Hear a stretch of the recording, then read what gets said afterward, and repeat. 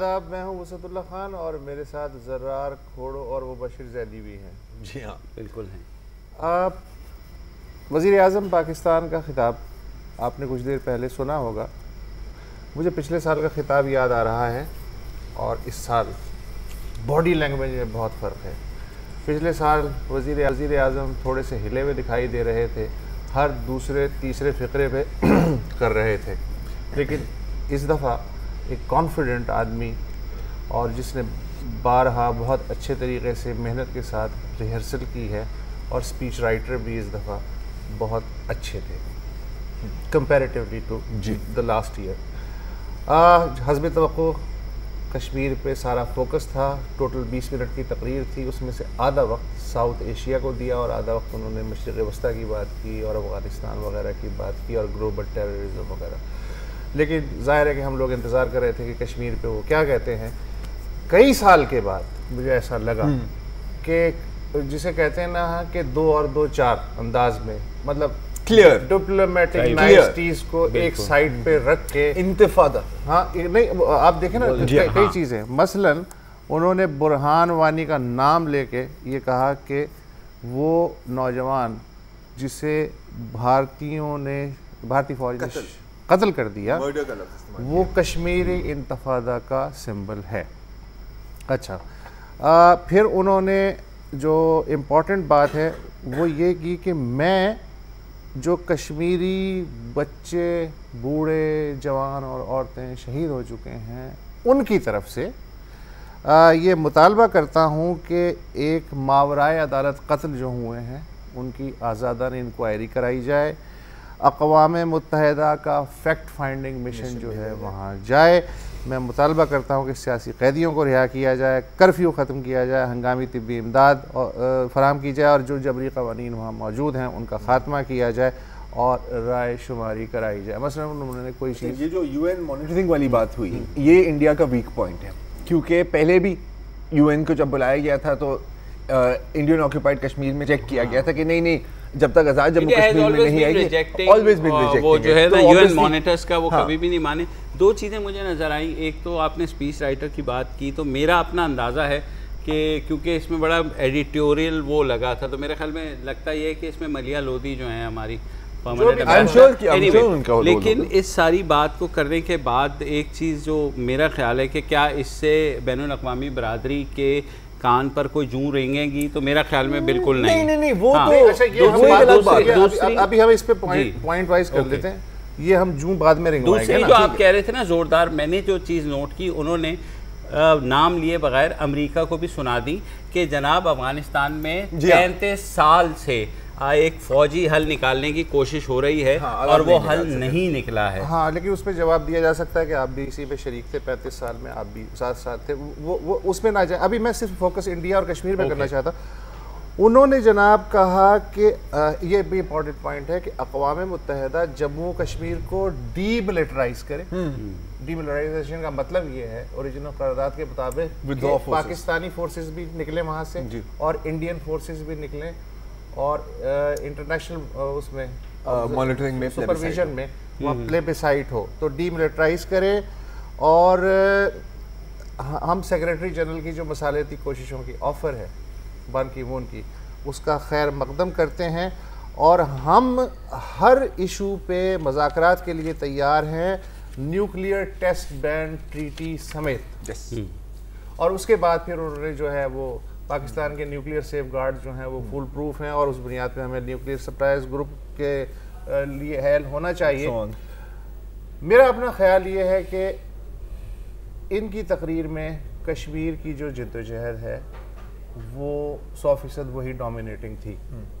Effort वही है ना जी मसूद साहब, कि उरी हमले के बाद जो ह्यूमन राइट्स अब्यूजेस से फोकस हटा था जी, वो दोबारा फोकस में लाने की कोशिश की है। मंडे को इसका उल्टा कह रहा हूँ कि इन्होंने कहा जी कश्मीरियों की मजलूमियत और दुनिया उनकी तरफ तवज्जो करे। इन्होंने ऐसे तकरीर से ऐसे लगे जैसे उड़ी का वाक़या नहीं हुआ, हालांकि मेरे हिसाब से इसमें थोड़ी सी चीज़ें ऐड होनी चाहिए थी जिससे और मीनिंगफुल हो जाती ये तकरीर। वो ये कहते हैं जनाब के उड़ी का वाक़या हुआ है ये कश्मीरियों की जो लेजिटिमेट इंडिजीनियस स्ट्रगल है उससे तवज्जो हटाने की एक कोशिश है।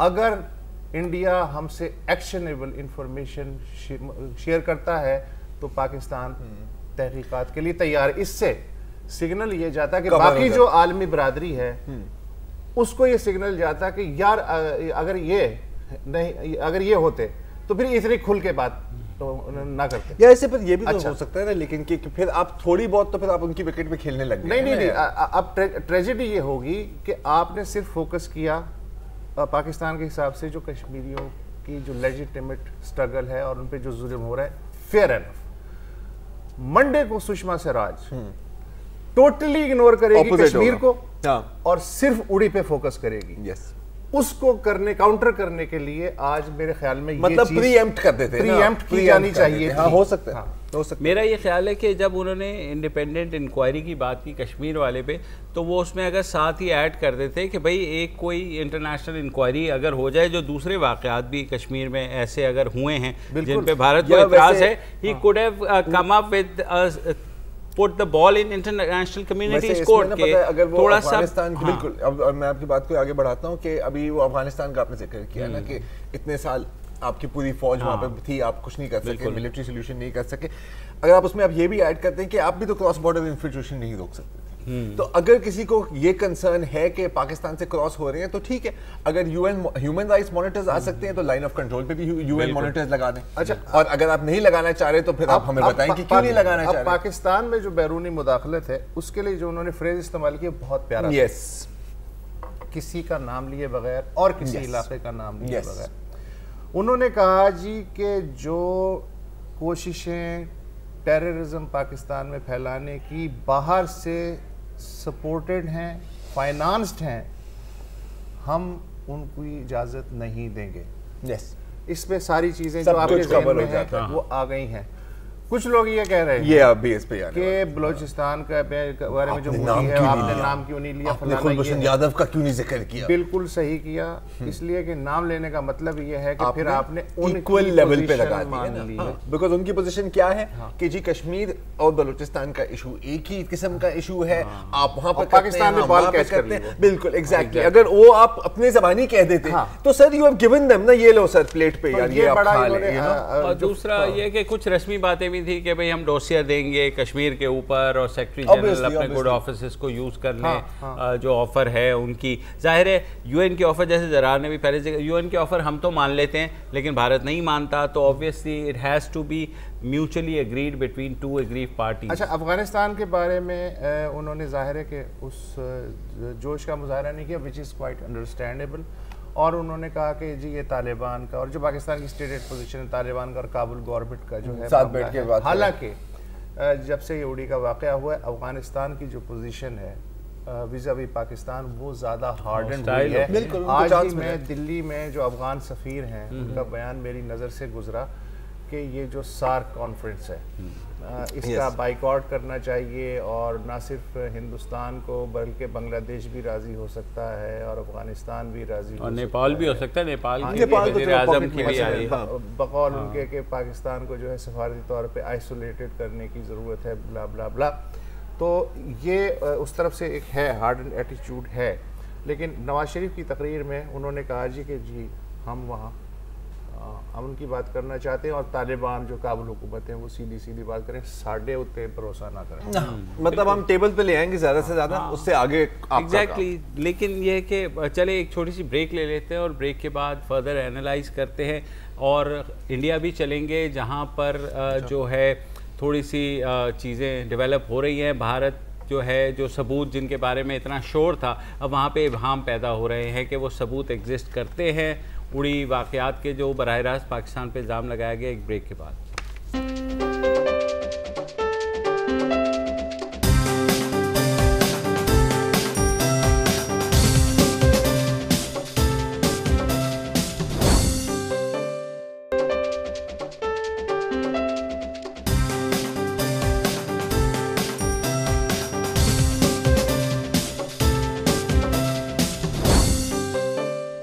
Welcome back. हम बात कर रहे हैं वज़ीर आज़म की यूएन की जनरल असेंबली में तकरीर की, जिसमें कश्मीर का मसला उन्होंने उठाया। लेकिन एक छोटी सी चीज़ आपको बताते चलें कि अब से कुछ देर चंद लम्हों पहले ICIJ जो इन्वेस्टिगेटिव रिपोर्टर्स एसोसिएशन है, जिन्होंने पानामा लीक्स जो है वो दी थी, अब वो बहामस लीक्स उन्होंने अभी जारी की हैं, जिसमें जो है 5 लाख से ज़्यादा रिकॉर्ड्स कहा जा रहा है लोगों के हैं, जिसमें फॉर्मर EU ऑफिशियल्स हैं। अभी तक पाकिस्तानी इसकी डिटेल ज़ाहिर है जैसे जैसे आएगा वो आएंगी और कमिंग डेज में ज़ाहिर है इस पर बात होती रहेगी। जस्ट वांटेड टू एक दिन आएगा कि हमारे भी कोई ऑफशोर अकाउंट हो और वो भी कहीं एक्सपोज हो जाए। अच्छा, तो नॉन सीरियस गुफ्तगू से बेहतर है कि हम बहुत दोबारा सीरियस हो जाते हैं। इंडिया ने कुछ सबूत आज जो है सेक्रेटरी खारजा शंकर जयशंकर, उन्होंने अब्दुल वासिद जो उनको बुलाया और दिमाग दिया गया और उन्होंने कहा जी जनवरी 2004 में आपने वादा किया था कि आप अपनी सरजमीन को दहशतगर्दी के लिए इस्तेमाल नहीं होने देंगे, लिहाजा अपना वादा पूरा करें। मसला नहीं है कि वो पिछले 2 दिन जो बुखार था, पानी की जो सतह थी गुद्दू बैराज पे, वो रफ्ता 100 फुट नीचे आ गई है और अब मामला डिबेट जो है वो पलट रही है रफ्ता। अभी तक जो बात हुई है, शंकर साहब ने उनसे कहा है अब्दुल बासित से, उसमें यह है कि हमें कुछ शवाहिद मिले हैं, यानी कुछ GPS आलात मिले हैं और कुछ पाकिस्तान साख्ता कोई असलहा मिला है।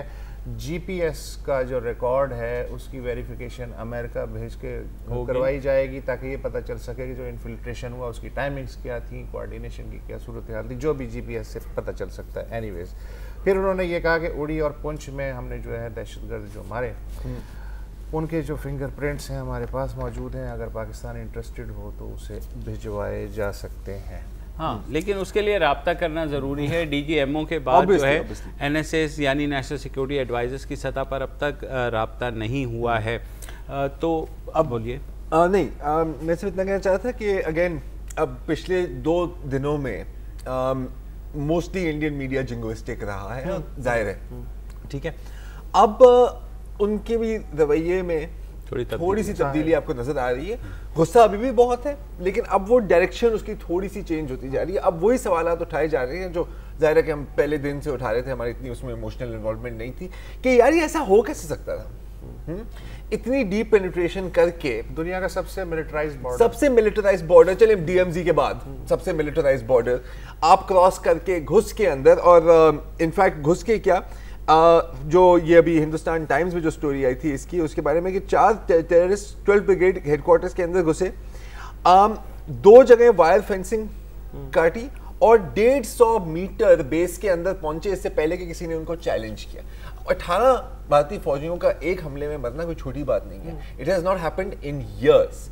तो अब ये सवाल उठाए जा रहे हैं मिलिट्री हाई कमांड से, डिफेंस मिनिस्ट्री से, कि यार आप मतलब बार बार कहते हैं कि ये लोग आते हैं और ये आप how could you let this happen, specially Pathankot के बाद तो जाहिर है बिल्कुल। और ये एक लेजिटिमेट क्वेश्चन है। एक और फौजी मरे हैं 18, उनमें से 14 के बारे में बताया जाता है कि वो जले हैं। अच्छा, अब ये बेटे कि आया ये जो केमिकल इस्तेमाल हुआ, ये टेररिस्ट अपने साथ लाए थे या वो ऑलरेडी केमिकल वहां मौजूद था जो कि फट गया अटैक के दौरान? ये भी सुनने में है कि वो डिपो था, oil depot, and that cot fire. अब अगेन जी बहुत सारी चीजें एक चीज आपने जिस तरह कहा कि गुद्दू बैराज की सतह जो है नीचे आ रही है, तो आपने बात की इंडियन मीडिया के जिंगोइज्म की। कुछ हमारे मीडिया में भी अभी तक जो है उसके जलजले के असरात हैं। मसलन आज सुबह जब मैं उठा हूँ तो सुबह से ब्रेकिंग न्यूज़ और एक बड़े अखबार और मीडिया ग्रुप ने ज़ाहिर चला रहे थे कि कोल्ड स्टार्ट के तहत जो है ना भारत हमले करने की तैयारी कर रहा है, और समझ रहे थे कोल्ड ड्रिंक है। हाँ वही ना, मैंने कहा ये कोल्ड स्टार्ट, जब स्टार्ट पहले ही कोल्ड हो गया है तो दे शुड रियलाइज। और वो ये कि सोर्सेज हमें बता रहे हैं यार, मतलब नहीं, वो सोर्सेज भी बेसिकली इंडियन मीडिया के कुछ नहीं, लेकिन इंडियन मीडिया पूरा नहीं, बार कोल्ड स्टार्ट। हाँ, क्या होता अगर कोई उससे पूछ लेता भाई ये कोल्ड स्टार्ट होता क्या? हाँ, ये जब सर्दी में आप गाड़ी को स्टार्ट नहीं करते। एग्जैक्टली। एनीवे, अब लेकिन सुबह से ब्रेकिंग न्यूज चल रही थी कि भाई भारत ने फैसला कर लिया। अब अगेन ये जो इस तरह का एटीट्यूड है ना, वो थोड़ा सा we have to be careful, मतलब नहीं थोड़ा सा यार, ये अगेन वही बात है ना कि जंग का कोई हो सकता है कि ये इसलिए हुआ हो पैनिक सिचुएशन के, जैसे ये खबर थी कि शुमारी इलाका जात के लिए सारी परवाजें जो हैं आज कैंसिल कर दी गई, और मोटरवे जो इस्लामाबाद पेशावर वो मोटरवे है वो तकरीबन 12 घंटे के लिए बंद था। अपेरेंटली वहाँ कुछ प्रैक्टिसेस हुई हैं, वजह टेक्निकल बताई गई है। तो ये सारी चीजें मिला के जब क्लैरिटी नहीं आती, एब्सोल्युटली तो फिर उस गैप में वैसे रिपोर्टर तो आते हैं जो पोर्टल स्टार्ट करवा देते हैं। हाँ, नहीं मुझे सिर्फ ये अगेन थोड़ा सा देखिए, जब आप कह रहे ना जराए, या तो आप भारतीय मीडिया को कोट कर देना, आपको जराए इसका मतलब है कि वहाँ ना आपका कोई करस्पॉन्डेंट है ना वो है, ठीक है, वी वो कॉशियस जाहिर है एरियाज की इमेजिनेटिव पावर भी कोई चीज होती है। नहीं सर वही बात है, ये ओरी पे आ जाए एक सेकंड वापस यार, एक चीज रहती है मेरे पास, ये तो इफ यू डोंट माइंड, अच्छा if you don't please mind यार, अपनी इमेजिनेशन अपनी जगह। मनोहर पर्रिकर वज़ीर दिफा उन्होंने अभी फाइनली कह दिया है कि जी हाँ हो सकता है कि कोई गलतियां हो गई हो बेस डिफेंस में, हो सकता है क्योंकि आखिरकार 18 फौजी मारे गए। एक और जो सवाल उठाया गया और दोबारा हिंदुस्तान टाइम्स में है कि ये जो मिलिटेंट्स ने हमला किया था, इनको इतनी जल्दी दफनाने की आपको क्या ज़रूरत थी? अच्छा, इसमें भी प्रेसिडेंट है, ठीक है, कि पठानकोट में जिन लोगों ने हमला किया था 4 महीने उनके बॉडीज़ को सर्द खाने में रखा गया था। डीएनए सैंपल्स तो ले लिए ना, डीएनए सैंपल्स अपनी जगह, अगर जीपीएस को नहीं आप खुद क्रैक कर सकते हो, डीएनए सैंपल्स तो ब्लैक बॉक्स अमेरिका भिजवाते हैं। पॉइंट इज नहीं, I know, but point is कि these things also raise questions, और ये क्वेश्चंस अब इंडियन मीडिया ही रेज कर रहा है, मैंने तो नहीं रेज किया, मुझे तो पता ही वहां से लगा। मुंबई अटैकर्स का साल से ज्यादा बॉडी रखी गई थी, तो यहाँ पे ये पूछा जा रहा है कि भाई क्या आपके पास कोई प्रोटोकॉल है इस चीज का या नहीं है? क्योंकि जब इस तरह काम होंगे तो फिर जाहिर है फिर शक बढ़ेंगे। दिस इज माय पॉइंट कि मतलब एक तो आपने अटैक को मिसहैंडल किया, आपने अपनी डिफेंस को मिसहैंडल किया, लेकिन उसकी जो पोस्ट अटैक सिनेरियो है वो भी फिर आप मिसहैंडल ही कर रहे हैं। तो सही अपना अगेन इससे बेहतर ना होता कि एस्टेब्लिश कांटेक्ट हो जाता जैसे पठानकोट के बाद हुआ था एनएसएस के दरमियान, और आपको कह देते कि जनाब ये सबूत हैं, बाकी सबूत आ रहे हैं, तो एक चीज़ें इतनी ज़्यादा जिंगोइस्टिक वॉर हिस्टेरिया या वो बैराज पे पानी का दबाव रफ्ता रफ्ता कम हो रहा है, बिल्कुल कम हो रहा है। तो फिलहाल ब्रेक ले लेते हैं हम भी, क्योंकि हम पे भी दबाव जो है वो कुछ कम हो गया है। न्यूज़ अपडेट्स के बाद वापस आते हैं।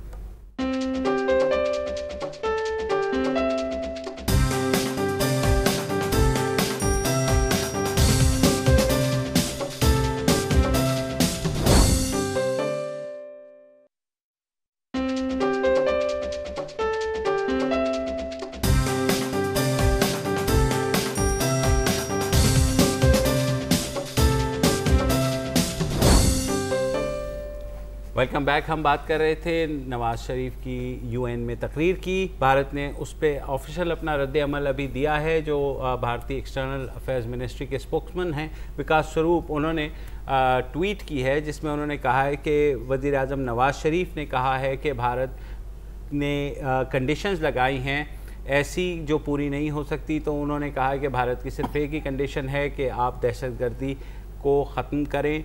उसके अलावा साथ ही उन्होंने ये कहा है कि वज़ीर आज़म ने हिज़्बुल मुजाहिदीन के एक मुबैना दहशतगर्द का जिक्र किया है, बुरहान वानी का, तो जिस पे ज़रार खोड़ो ने बड़ी अच्छी बात की कि उनका जिक्र जो है उमर अब्दुल्ला जो मकबूजा कश्मीर के साबिक वज़ीर आला हैं, उन्होंने भी कर दिया था, उन्होंने भी किया था, और उन्होंने भी कभी दहशतगर्द का लफ्ज़ इस्तेमाल नहीं किया बुरहान वानी के साथ। और इनफैक्ट बहुत जो कमेंटेटर्स हैं इंडिया में, उनका एक कंसेंसस ये है कि इसको मार के आपने बहुत बड़ी गलती की है, क्योंकि ये अब एक सिंबल बन गया है। तो चले अच्छा, एक चीज़ मुझे समझ नहीं आ रही कि डिस्प्रीन जो है वो बड़े दिनों से इन नहीं थी, नहीं बिल्कुल नहीं है ना, लोग पैनाडोल पे चले गए हैं या और दूसरी गोलियां हैं, तो वो जो हल होने वाली गोली है ना वो दोबारा वापस आ गई है। जी हाँ, मुत्तहिदा कौमी मूवमेंट की शक्ल में, कि एक दिन एक डिसॉल्व होती है, दूसरे दिन दो डिसॉल्व होती है, लेकिन सर का दर्द है कि जा भी नहीं रहा। एक डिसॉल्व होता है, दूसरा कहता है सरदर्द सरदर्द सरदर्द, देखा है ना आपने, फिर वो दूसरा भी डिसॉल्व हो जाता है। आखिरकार 2 गोलियां होती हैं, एक ग्लास में एक गिलास में। तो हुआ ये है कि कल क्योंकि मुत्तहिदा पाकिस्तान ने मुत्तहिदा लंदन के 4 सरकर्दा जो रहनुमा हैं, जिसमें वासे जलील थे, मुस्तफ़ा अजीज़ आबादी थे, नदीम नुसरत थे और कासिम अली उनको निकाला था, तो आज मुत्तहिदा लंदन ने जवाब दिया, उन्होंने पूरे पाकिस्तान को निकाल दिया। उन्होंने कहा कि तंजीमी ढांचा भी गया, सारा कुछ सब जो है ना सब आप, और उन्होंने ये भी कहा है कि ये जितने इलेक्टेबल्स हैं, यानी जितने MNA सेनेटर्स और प्रोविंशियल असेंबली के अरकान हैं MQM के, अगर वो उन्होंने बकौल जैसे हमने कहा था माँ का दूध पिया है तो वो इस्तीफा दे दें और वो कर दे, तो वो सब ये मुझे थोड़े तारुल कादरी साहब याद आ रहे हैं। और वो जब तारुल कादरी का पहला धरना था, हाँ सर्दियों में, आपको याद है ना, इनका हीटेड कंटेनर भी था, तो जब वो पहुंचे थे वहां पे ना कि ये सारी असेंबलियां डिसॉल्व हो गई हैं, ये मुझे वो पता नहीं वो बड़ी याद आ रही है, पता नहीं क्यों, क्योंकि यहाँ पे भी डिसॉल्व कर दिया ना सारे MQMP को। आपको नहीं ये थोड़ी सी ज्यादा बनी नहीं यार, मतलब ये इससे सरदर्द नहीं जाने वाला। डिस्पिन वाली लाइन ले लो तो फिर मेरे पास ये बचेगा। अब क्या करें, अब इंतजार करें कि जाहिर है उसके बाद फारूक सत्तार का जवाब आ गया, उन्होंने कहा जी जनाब ये ऐसे ही चलेगा और सारा कुछ होगा, तो ये टॉम एंड जेरी चलता रहेगा। नहीं, टॉम एंड जेरी आज खत्म हो गया मेरे हिसाब से। तलाक का अमल जो है मुकम्मल हो गया है, दोनों ने एक दूसरे को निकाल बाहर किया है और अमलन जो है वो दो अलग तंजीमें वजूद में आ गई हैं। उन्होंने इनके सारे स्ट्रक्चर ख़त्म कर दिए, इन्होंने कहा कि तुम कौन हो हम नहीं जानते। तो अच्छा, उससे पहले दोपहर को जो सिंध असम्बली में हुआ उसी से इंडिकेशन मिल गया था कि तलाक जो है वो क्योंकि करारदाद पेश हो गई और वो भी कराची की तरफ से पेश और उसमें उन्होंने कहा कि आर्टिकल 6 के तहत जो है वो मुकदमा दर्ज किया जाए। मुतफ़क़ा तौर पे पीपल्स पार्टी PTI और मुस्लिम लीग फंक्शनल सब ने जो है हिमायत की और दी एंड हो गया। और उसके साथ जाहिर है शाम को ये खबर आ गई है, तो मेरा ख्याल है कि चीजें अब पेचीदा नहीं हो रही मेरे हिसाब से, अब क्लियर हो रही है। लेकिन अब ये होगा मतलब एक्चुअल कोई क्राइसिस नहीं आएगा, लेकिन बयानबाजियां चलती रहेंगी इन द सेंस के बिकॉज MQM-L भी तो डेस्परेटली चाह रही है ना कि किसी तरह हम रेलेवेंट रहें, किसी तरह हम इन रहें। मुझे लगता है वो सच ना हॉरर मूवीज नहीं देखते, जब एंड हो जाता है सारा कुछ तो वो होता है, फिर एक हाथ निकलता है यूं करके सीक्वल के लिए, तो है ना, या ये दरवाजा जो है ना खड़म करके बिल्कुल वो इविल डेड और मूवी याद आ रही है, वो एक आई थिंक इंग्लिश मूवी है, कोर्ट ड्रामा थी, तो उसमें वो जज कहता है यू आर इन कंटेम्प्ट, तो वो उठता है कहता है no I hold you in contempt. तो इनका भी थोड़ा सा हॉरर मूवी भी 3 घंटे बाद खत्म तो होती ही है, कभी-कभी सीक्वल भी आ जाते हैं सीक्वल्स। आजकल स्क्रीन के तो कोई 6 पार्ट तो आ गए हैं ना सर, क्या हो गया स्क्रीन का मतलब इनको फाइनल डेस्टिनेशन है और डेस्टिनेशन तो पार्ट 25 तक आ गई है। सॉरी, इन लोगों ने दोनों ने आज मुरगन खाना खाया है, लिहाजा इनकी बातों पे और क्योंकि वसत ने खिलाया हमें मानना पड़ेगा। Thank you. अब होगा ये कि अब चूंकि अलग अलग तलाक हो चुकी है बकौल मेरे, तो अब बारी ये है कि जो कभी बाई इलेक्शन होगा या रैली होगी या फोर्स शो करने का मरहला आएगा, उसमें ये देखा जाएगा कि वोट बैंक और कारकुनान किसके साथ है। नहीं, साथ तो होंगे किसी न किसी के, किसके साथ, कितने जोश के साथ है, ये होगा। उससे अंदाजा हो जाएगा कि क्या उनकी बाकियात अभी तक हैं। लेकिन मेरे ख्याल में क्योंकि 1.5 पौने 2 साल हैं इलेक्शंस के, एक्चुअल जो इलेक्शंस हैं वो टेस्ट अभी मेरे ख्याल में तब तक वो हो करके कुछ ना कुछ निकल ही आएगा। और दूसरी बात ये भी है कि लंदन का एटलीस्ट जहाँ तक मेरे इल्म में लंदन का ज़्यादा कंट्रोल तहरीक पर है, करेक्ट। ये एक अगर बहुत ज़्यादा ही कोई जज्बाती सीन हो जाए तो थोड़ा सा मेरे ख्याल है कि ख़तरा होता है फारूक सत्तार को भी फिजिकल, और यू नो आई होप ऐसा ना हो। मैं लेकिन मुझे इस वैसे एक चीज़ जो लंदन ने कही है मैं उसके साथ थोड़ा सा इत्तेफाक करता। अच्छा, वो ये है कि इन्हें नया मैंडेट लेना चाहिए। आई डोंट नो यार, क्यों लेना चाहिए? इसलिए कि वो अल्ताफ हुसैन के नाम पे मैंडेट लिया गया, लेकिन पार्टी के टेक्निकल हेड तो कोई और है ना सर। नहीं, वो टेक्निकलिटीज की बुनियाद पे सर मॉडल ही छोड़ो यार, मॉडल ही कौन काम करता है यार, क्या हो गया है यार मॉडल। ये बात नामुनासिब नहीं है, भले ना ले, हो सकता है मैं भी होता तो मैं भी 2018 मैं तो कभी ना लेता, लेकिन स्क्रीन पे उसूली बात भी करनी चाहिए। मेरा ये ख्याल है कि 2018 तक बहुत चीज़ें रिजॉल्व हो जाएंगी, बहुत सी चीज़ें क्योंकि रिजॉल्व हो जाएंगी, लेकिन उसमें ये भी है कि हमें ये याद रखना चाहिए कि ये जो सारा आर्टिकल 6 के भी चक्कर होते हैं और ये मुकदमात भी जो है ना ये यकायक गायब भी हो जाते हैं। बहुत सी ऐसी हमने मिसालें माजी में भी देखी हैं कि ये जो है ना हर जगह कोर्ट्स में वो मुकदमे हो रहे हैं, सारा कुछ हो रहा है, फिर उन मुकदमों का पता नहीं चलता। तो अभी 2.25 साल हैं मेरे ख्याल में। इट्स वेरी अर्ली टू से, जाहिर है ऑन ग्राउंड और पाकिस्तान ऐसी जगह है कि वहाँ आदमी कभी बोर नहीं हो सकता। Exactly. तो हर दूसरे हफ्ते एक नया सर्कस होता है। एक बस और बता दें, मुस्तफ़ा कमाल का क्या होगा? मुस्तफ़ा कमाल का ये होगा कल फिर आपकी खिदमत में हाजिर होंगे। तब तक इस प्रोग्राम से हम तीनों को इजाजत दीजिए। सर एक सेगमेंट है अभी यार। सर आपने मुरगन खाना खाया? सॉरी मैं कर लेता हूँ, एक छोटी सी ब्रेक ले लेते हैं। अभी एक सेगमेंट बाकी है, आप उस की बातों को सीरियस ना लें। ब्रेक के बाद वापस आएंगे।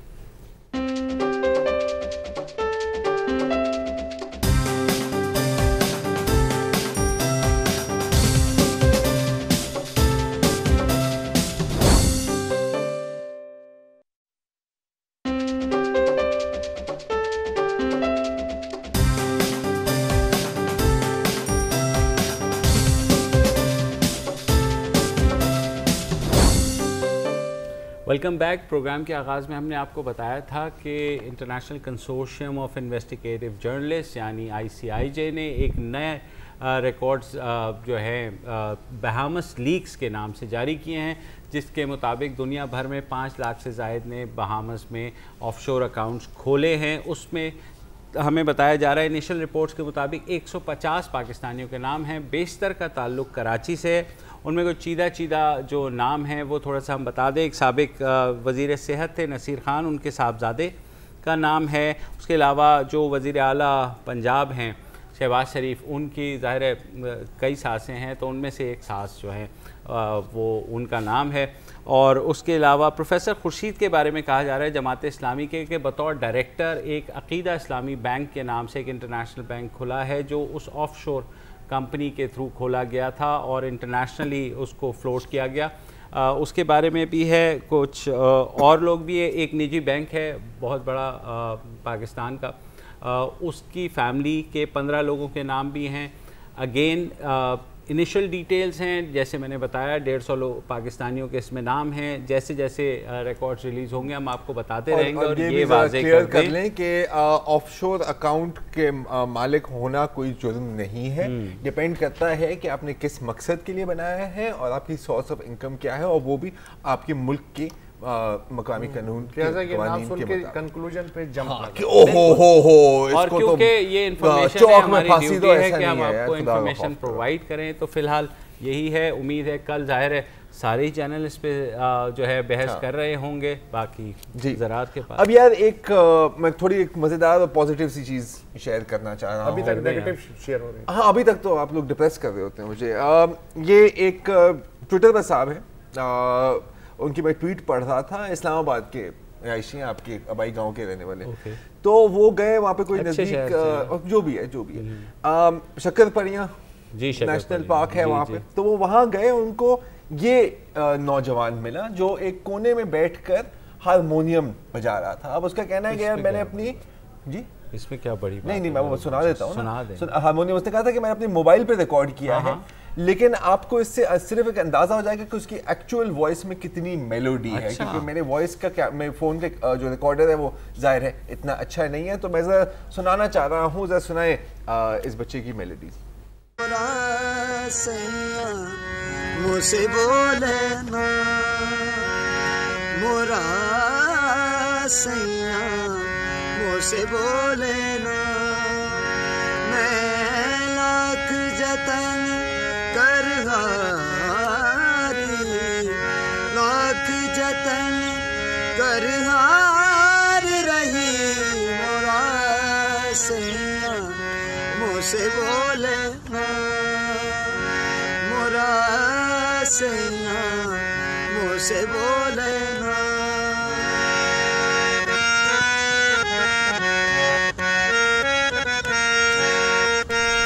जी अब इसके बाद वाह वाह यार बहुत अच्छा, नो डाउट आपने अप्रूव किया तो बहुत सही है। यानी मेरी कोई अप्रूवल की कोई जरूरत नहीं है इस फील्ड में। Sir I differ to Mustafa Khan. I am sorry एक स्किल सेट होता है हर बंदे का यार ये।